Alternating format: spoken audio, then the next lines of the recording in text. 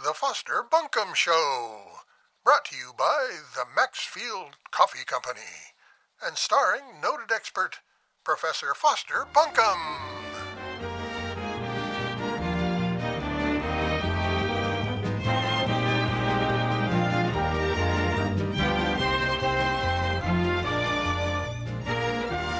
Folks, do you have difficulty getting your day started?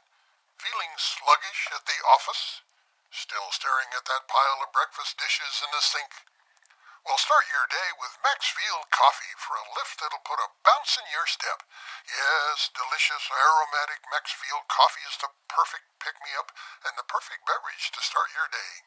Maxfield Coffee, available in the beverage aisle of your favorite store. Try some today.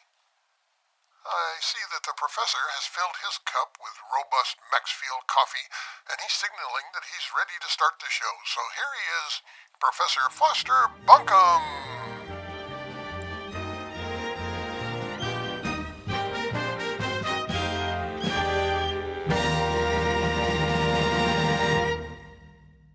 February 1962.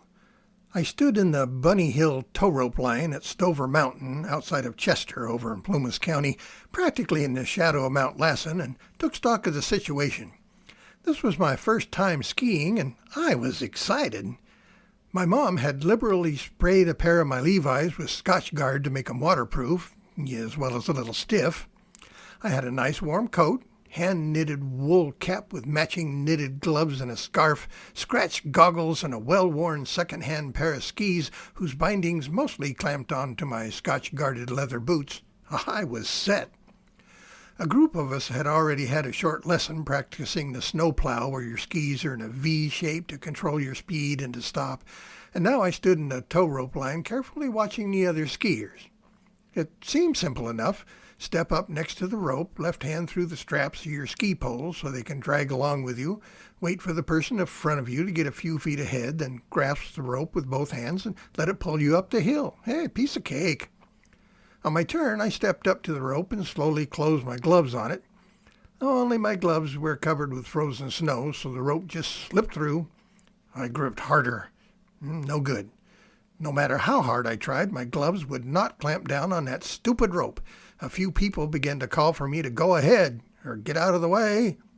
I took the opportunity to step aside. Well, that was embarrassing.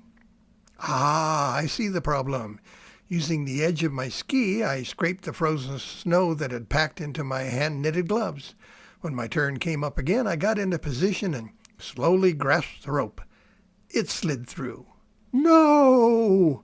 I gripped that rope with a vengeance, tiny biceps bulging until my gloves caught a purchase, and I was promptly and unceremoniously yanked off my feet and dragged about 15 feet up the hill before letting go. With a mouth and nose full of snow, I scrambled out of the way before the next skier ran over me. Seriously? I snowplowed back down, rethinking my plan. Once again in line, I removed my gloves and let my hands become one with the rope. With a freezing, burning yank, I was being towed up the hill. Yes! But then I wasn't sure how far up the hill I should go for my first time, so I turned slightly to see how far up I was, lost my snowplow, and fell, getting dragged another 15 or 20 feet up the hill before I thought to let go and scramble to the side. Curse you, tow rope! I could hear the skier behind me chortling as he went by. Well, no matter, I was on the hill. I sidestepped over into the line of traffic shushing down the hill, assumed my hunched-over snowplow position, and started down, only then realizing that I still had my left hand through the straps of both poles. I struggled to get them separated, got my scarf tangled up in the whole mess, and down I went. Have I mentioned how hard it is to get up when you're wearing Scotch-guarded pants that are cold? They were stiff as a board by this point.